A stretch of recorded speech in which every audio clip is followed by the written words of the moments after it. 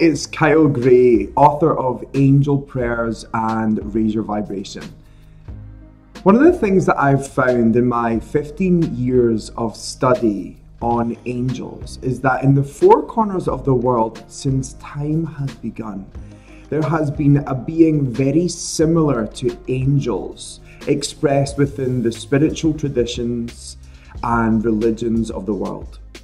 For example, Aboriginal people believe in an ancestral being, a mimi spirit, a being that has been painted on caves, a being that is called out to by the indigenous people to help them with everyday life, help them support someone as they are passing away, and even to help them survive the drought.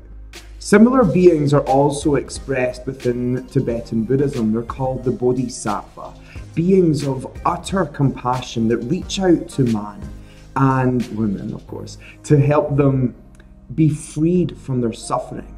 Robert Thurman, one of the greatest scholars within Tibetan Buddhism, describes these beings as the archangelic beings of Tibetan Buddhism. Angels of the world today have an ability to express themselves to us in a way that we will understand them. Therefore, the way I see angels and the way you see angels will be different.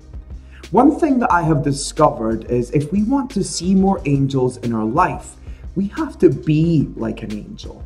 So in some way, we have to remind ourselves of the eternal goodness that we have within us.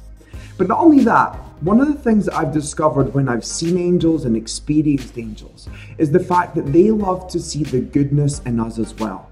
And so what I do in my day-to-day life is constantly and consistently point out the good in others. I'll point out if someone does something loving or something supportive, or if I see the light behind someone's eyes. Not only that, if someone helps me in my life or supports me with something or does me a favor, I'll say to them, thank you, you're an angel.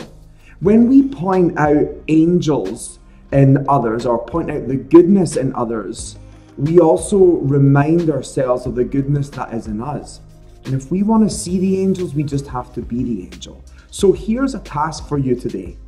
How can you be an angel to the world? How can you see the goodness in others? How can you support others? And also, how can you point out that goodness when it's reflected back to you?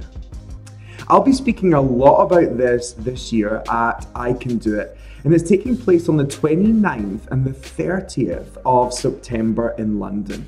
I'm going to be speaking alongside some of my greatest friends, including Robert Holden, David Hamilton, Yakov Darling Khan, and many more.